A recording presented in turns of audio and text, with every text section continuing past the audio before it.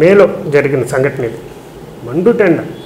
ఆ ఎండలో మేము వెళుతుంటే నడిచి వెళుతుంటే అవన్నీ తీసుకొని చెప్పులే కాలిపోతున్నాయి. చెప్పులు కాలిపోతున్నాయి. బాటా చెప్పల్స్ వేసుకుని వెళ్ళా, అవి కాలిపోతున్నాయి.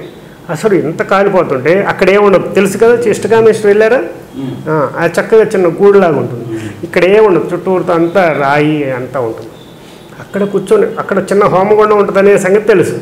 అది మనం చేయక్కర్లా, హోమగుండం రెడీమేడ్ అక్కడ ఉంటుంది కాబట్టి అక్కడ చేసేయచ్చు. ఇంకా కింద కూర్చోవాలి, నడుస్తుంటేనే చెప్పులు కాలిపోతున్నాయి. అసలు అక్కడ ఎలా కింద కూర్చుంటాము? ఇక్కడ ఏదైనా గుడ్డ ముక్క ఏదో వేసుకొని కూర్చున్నా కూడా కాలిపోయే అంత ఎండగా ఉంది.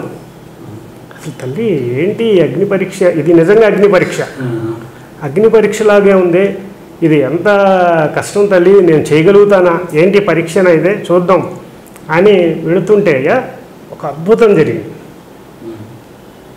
అక్కడికి వెళ్ళిన తర్వాత కొబ్బరి మట్టలతో పందిరేసింది.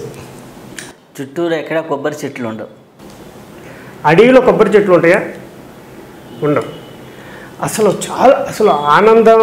అక్కడ నీళ్లు కూడా డ్రాప్ ఆవిరైపోతుంది. అంటే అంత ఎండగా ఉంది. మళ్ళీ మాడిపోయే ఎండ 42 పైన ఉండొచ్చేమో. అప్పట్లో ఎండ ఎక్కువే కదా 42 అంటే. అలాంటి సమయంలో ఆశ్చర్యం వేసింది. ముందు కొబ్బరి చెట్లు అంటే కొబ్బరి చెట్లు వేశారు, ఇది ఇక్కడ ఉంటుందా అనేది నాకు ఆలోచన రాలేదు. కానీ ఫస్ట్ అక్కడ పందిరేస్తుంది. అది వండర్ అనమాట. ఫస్ట్ పందిరేస్తుంది, అందులో అది ఇది కొబ్బరి మట్టలు. ఆ కొబ్బరి మట్టలు కూడా ఎట్లా ఉంది, ఒక అరగంట గంట క్రితం కొట్టి తెస్తే ఎలా ఉంటుందో ఆ కట్ చేసిన ఆ లేయర్ ఉంటుంది, తెల్లగా ఉంది.